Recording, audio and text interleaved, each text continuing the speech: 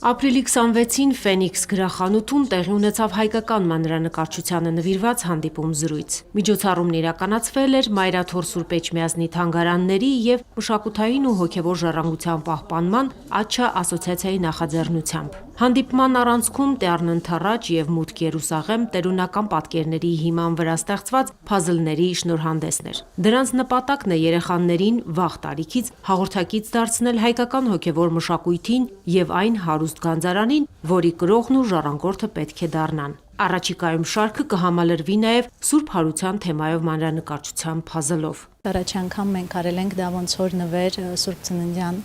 տոնին և բաժանել ենք 300 հատ էքսկլյուզիվ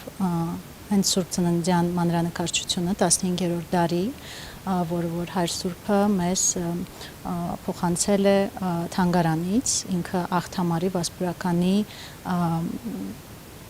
գրքի մեջից է, որ վարվել է և մի քանի էջ է մնացել։ Ներկաներին ողջունեց Մայրաթորի թանգարանների և արխիվի տնօրեն Ասողիկ Աբեղա Կարապետյանը։ Հայր Սուրբը շեշտեց, որ եկեղեցին լինելով ավանդապահ կառույց, մշտապես բաց է մշակութային ժառանգությունը հանրայնացնող նորարարական գաղափարների համար։ Նա տեղեկացրեց նաև Մայրաթորի ձեռագրերի ֆոնդի շարունակական համալրման մասին։ Նորին Սուրբօծություն Տեր Գարեգին II ամենայն հայոց կաթողիկոսի ջանքերով վերջին տարիներին Մայրաթոր է բերվել շուրջ 150 նոր ձեռագիր, այդ թվում միջնադարյան հայտնի ծաղկողների բացառիկ աշխատանքներ։ Հայկական մանրանկարչության խորհրդաբանության և զարգացման փուլերի մասին բանախոսությամբ հանդես եկավ Մատենադարանի ավագ գիտաշխատող, Երևանի պետական համալսարանի դասախոս Լուսինե Սարգսյանը։ Բանախոսը անդրադարձավ հայկական մանրանկարչության հազարամյա ճանապարհին, Էջմիածնի ավետարանի բացառիկ նմուշներին, որոնք համարվում են մեր ձեռագրարվեստի հնագույն վկայությունները։ Նա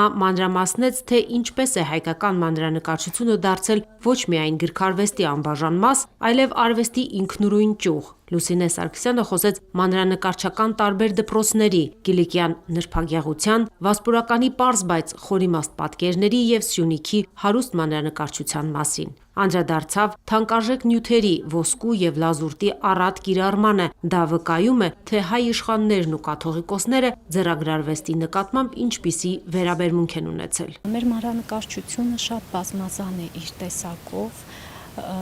տարբեր դպրոցներ ունենք մանրանկարչական, սկսած դեռևս վաղ միջնադարից մինչև ուշ միջնադար, և յուրաքանչյուր դպրոց ունի իր ինքնուրույն տեսակը, իր առանձնահատկությունը, և ունենք